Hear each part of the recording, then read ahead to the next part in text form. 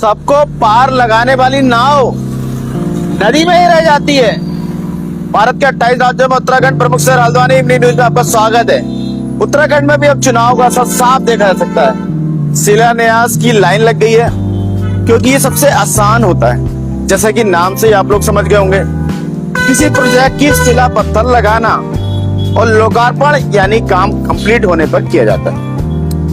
हालांकि कई अपवाद भी रहे अपने देश में लोकार्पण के संबंध में, जैसे राम मंदिर। हालांकि अभी फुल एंड फाइनल नहीं हुआ है, लेकिन चूंकि करना था तो बाकी जो हिस्सा बनना था उसको पर्दों की कलाकारी से कवर कर उसी डिजाइन में बना लोकार्पण कर दिया गया।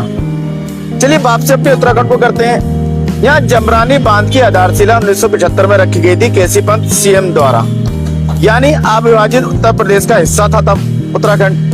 क्योंकि राज तो 9 नवंबर 2000 को बना था। उस समय कांग्रेस की सरकार थी, तब इसका बजट सिर्फ 63 करोड़ था। तब नदी किनारे अमृतपुर में शिलान्यास के रूप में पत्थर पर नारियल फोड़ देगी, खुशियों की सौगात कहा गया। मनाओ खुशियां, नहीं रहेगी कोई पानी की कमी, पीने को तो मिलेगा ही भरपूर पानी, सिंचाई को भी मिलेगा भरपूर पानी।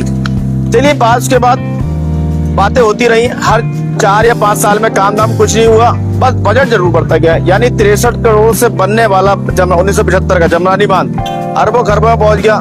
बीजेपी ने भी इसको अपने चुनावी वायदे में लिया। उन्होंने फिर से शिलान्यास किया। यानी अपने देश में कोई भी योजना परियोजना कई सरकारों के कार्यकाल से होकर गुजरती है। जमरानी बांध का बजट भी पिछले चुनाव में 25,000 से और इस बार के इलेक्शन में के बाद 27,000 करोड़ और अब 37,000 करोड़ पहुंचा। यानी इस 50 के समय में, यानी 50 साल के अंदर करोड़ों रुपए का बजट बढ़ते चले गया। हालांकि सीएम धामी इसका हवाई दौरा 1-2 बार कर चुके हैं, लेकिन ये अच्छी बात है कि काम अब जाकर दिख रहा है, हो रहा है। पानी को यूपी तक पहुंचना है, लिहाजा नहरों का काम भी हो रहा है। करीब 17 किलोमीटर काठगोदाम से लेकर हरिपुरा जलाशय तक पहुंचाने के लिए थोड़ी चौड़ी भी की जा रही है, गहरी भी की जा रही है। लेकिन ये कहीं 2029 का इलेक्शन तक पहुंच जाए तो कोई हैरानी नहीं होगी हल्द्वानी की जनता को, क्योंकि वो पक कर मजबूत हो गए हैं, बिल्कुल सफेद बालों की तरह।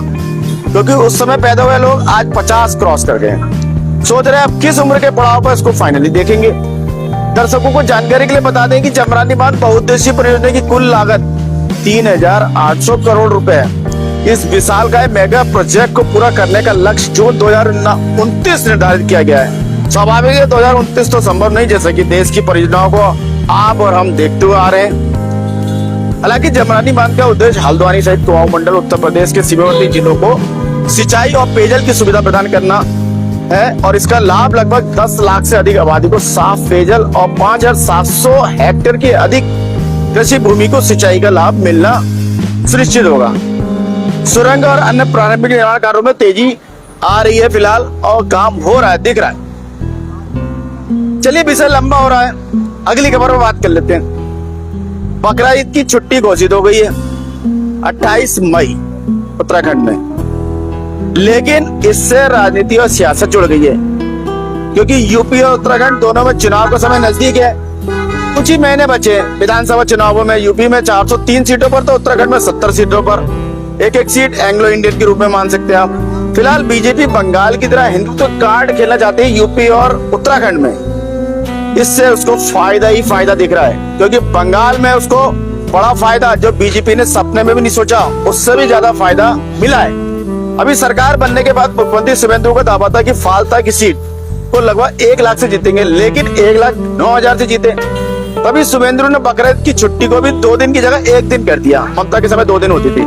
चलिए वापसी करते हैं उत्तराखंड को। सीएम धामी ने साफ साफ कह दिया है, नमाज सड़कों और सार्वजनिक स्थानों पर नहीं होती, अपनी मस्जिदों के अंदर करें, हमें कोई दिक्कत नहीं। इस बयान के बाद नैनीताल के ऐतिहासिक फ्लैट्स मैदान डीएसए ने नमाज मैदान में करने की परमिशन जो कि ली गई थी उसको कल यानी धामी के बयान के बाद रद्द कर दिया है। यानी कि धामी जी हिंदुत्व की पिच पर धुआंधार बैटिंग की शुरुआत कर चुके हैं और पहला छक्का उन्होंने मार लिया।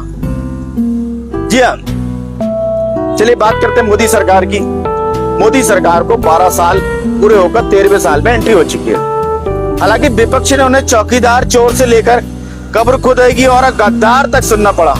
पीएम मोदी को इधर हाल के चुनाव में पीएम मोदी पर एसआईआर को लेकर मिलीभगत से लेकर चोरी बेईमानी से चुनाव जीतना इत्यादि सुनना पड़ा।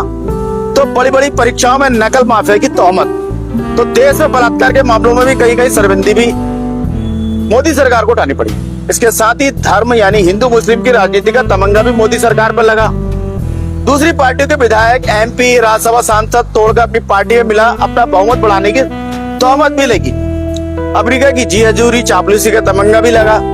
देश में बिजली, पानी, स्वास्थ्य, बेरोजगारी, महंगाई की दर में बेतहाशा वृद्धि का आरोप भी मोदी सरकार पर लगा। हालांकि नए एम्स, हॉस्पिटल वगैरह भी बनवाए मोदी सरकार ने, नई हेली सेवाएं, नए एयरपोर्ट बनवाए, लेकिन प्राइवेट हाथों में सौंपने का आरोप भी लगा। LIC का भी आरोप लगा, इसको भी प्राइवेट हाथों में सौंप दिया, ये आ रहा था। नोटबंदी से पूरा देश परेशान हुआ। कई महीनों तक लोग काम काज छोड़कर बैंकों की लंबी लंबी लाइनों में लगे रहे, लेकिन रिजल्ट ग्रुप में खास अंतर नहीं आया नोटों का, ना मोदी सरकार इसको बता पाई। इसके बाद GST से व्यापारी हुए परेशान। हालांकि मोदी कार्यकाल में सड़कों, हाईवे, एक्सप्रेस जरूर बने हैं, इसमें कोई शक नहीं, लेकिन इसका फायदा अमीर लोगों को ज्यादा हुआ है, क्योंकि इसमें गुजरने वाले जो है टोल वसूला जा रहा है, खासकर एक्सप्रेस वे समय में। हालांकि 50% की कटौती मिल रही है, इसमें कोई शक नहीं, लेकिन मध्यम गरीब को टोल देकर बहुत महंगा लग सकता है। उदाहरण के लिए हम मेरठ से प्रयागराज तक, जो कि 12 जिलों से होकर गुजर रहा है, करीब 600 किलोमीटर है। 13 घंटे का पहले सफर था, अब वो 7 घंटे का हो गया है। लेकिन आना जाने का टोल जो है बताया जा रहा है 3600 रुपए पड़ रहा है आना साइड, यानी वन साइड 1800 पड़ेगा। इसी तरह दिल्ली देहरादून का एक साइड जाना 750 और आना जाना 1500 को बैठ रहा है। तो लिहाजा सभी को संतुष्ट नहीं कर सकती सरकारें, कोई भी हो, अलग ही बात है, क्योंकि पहले हर एक को अपने लिए कमाना है, अपनी संपत्ति जोड़ना है। देश पर कर्जा चाहे कितना भी चढ़ता रहे, इससे कोई लेना देना नहीं। चलिए फिर कभी विचार करेंगे इस तरह की बातों पर। फिलहाल देश की राजधानी पे बात कर लेते हैं अन्य खबरों पर। 20 दिनों में ताप राहत इकाइयों की मदद से 2.6 लाख लोगों को राहत मिली। मुख्यमंत्री रेखा गुप्ता ने कहा कि मोबाइल यूनिट और कूलिंग जोन के जरिए राहत प्रदान की जा रही है। सरकार 24 घंटे स्थिति पर फिलहाल नजर बनाई हुई है। दिल्ली जिमखाना क्लब के सदस्य को बेदखली विवाद में अंतरिम राहत नहीं मिली है। गुजरात में गिर में शेर के सांपों की मौत का संबंध बेबिसिया संक्रमण से होने का संदेह है। गुजरात ने प्रकोप की संभावना से इंकार किया। इधर बॉम्बे हाई कोर्ट ने निजी गैर सहायता प्राप्त स्कूलों के कर्मचारियों के लिए जनगणना ड्यूटी की मांग पर रोक लगा दी तत्काल प्रभाव से। अदालत ने शिवसेना विधायक संजय गायकवाड़ को एक प्रकाशक को धमकी देने के मामले में पुलिस से पूछताछ की अनुमति फिलहाल दे दी है। इधर केरल वक्फ बोर्ड का कहना है कि फारूक कॉलेज के रुख के बाद उसे मुनव्वम का डेटा अपलोड करने के लिए मजबूर होना पड़ा। विवादों के बीच मलयालम फिल्म सस्ता AMMA में बोलने पर फिलहाल प्रतिबंध। केरल के वायनाड में जंगली हाथी के हमले में महिला की मौत हो गई, पति घायल हो गया। स्थानीय निवासियों ने बताया कि 2 सप्ताह पहले इस क्षेत्र में जंगली हाथी की उपस्थिति का पता चला था और वन विभाग को आगाह भी किया था। सुप्रीम कोर्ट ने मेकेदातु परियोजना पर तमिलनाडु की पुनर्विचार याचिका को खारिज कर दिया है। AIADMK को एक और झटका। चौथे विधायक एसाकी सुब्बैया ने पद से इस्तीफा दे दिया और TVK में शामिल हो गए।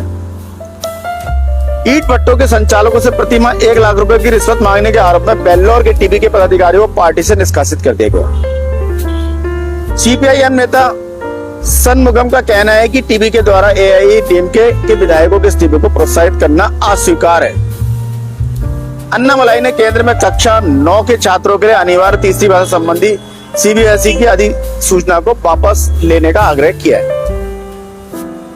GRP कांस्टेबल की पीट कर हत्या कर दी गई। उड़ीसा में मुख्य आरोपी पुलिस ने फिलहाल गिरफ्तार कर लिया। पूर्व BJD सांसद देवाशीष सामंतराय ने क्षेत्रीय पार्टी छोड़कर BJP में शामिल हो गए। पश्चिम बंगाल से खबर आ रही कि गिरफ्तारियां सामूहिक इस्तीफे और बुलडोजर कार्रवाई ने पश्चिम बंगाल में TMC के संकट को और गिरा दिया है। उसके जो MLA और राज्यसभा सांसद हैं, इधर उधर जाने की अफवाहें चल रही है। फिलहाल आंध्र प्रदेश से खबर यह आ रही कि विशाखापट्टनम और विजयवाड़ा हवाई अड्डों पर इबोला की जांच शुरू हो गई है। अभी तक फिलहाल ऐसा कोई मामला पकड़ में नहीं आया है। आंध्र प्रदेश के मुख्य चुनाव आयुक्त ने पार्टियों से SIR 2026 के तहत स्वच्छ मतदाता सूची तैयार करने में मदद करने का आग्रह किया है। CBI की टीम ने ट्यूषा शर्मा के ससुराल वालों के घर पर जांच की, बाद में उनके परिवार से मुलाकात की। आपको बता दें CBI ने इसको अपने हाथ में ले लिया। मध्य प्रदेश के मुख्यमंत्री ने भोजशाला आंदोलन में मारे गए लोगों के लिए वित्तीय सहायता की घोषणा की। सरकार सरस्वती कॉरिडोर और अनुसंधान केंद्र का निर्माण करेगी। चुनाव आयोग बिहार में विधान परिषद सीटों के लिए द्विवार्षिक चुनावों की घोषणा की, क्योंकि नीतीश के भी खाली कर दिए सीट, इसलिए लिहाजा चुनाव होने। उत्तर प्रदेश में भीषण गर्मी के दौरान बिजली कटौती को लेकर जवानी जंग तेज हो गई है। हालांकि पूरे देश में इस समय बिजली कटौती का चल रहा है। इधर राजस्थान से जनता के आक्रोश के बाद जैसलमेर नगर निगम हरकत में आया और सैकड़ों मवेशियों के शवों को दफनाया गया। जम्मू कश्मीर से मीरवाइज उमर फारूक अब्दुल्ला ने नजरबंदी का दावा किया। उनका कहना है कि अधिकारियों ने बलात्कार हत्या पीड़िता के परिवार से मिलने की अनुमति नहीं दी। जम्मू कश्मीर के मुख्यमंत्री उमर अब्दुल्ला ने गुड़गांव में हत्या की शिकार नाबालिग लड़की के परिवार से मुलाकात की और उन्हें सांत्वना दी। आशा है आपको खबरें अपडेट रख रही होंगी और चाय पर चर्चा के लिए मसाला प्रदान कर रही होंगी। अपने विचार और सुझाव साझा करें। कल फिर नए विषय के साथ आपके समक्ष उपस्थित होंगे। इसी के साथ मैं मनोज आर्य, खबर संसार के लिए जय।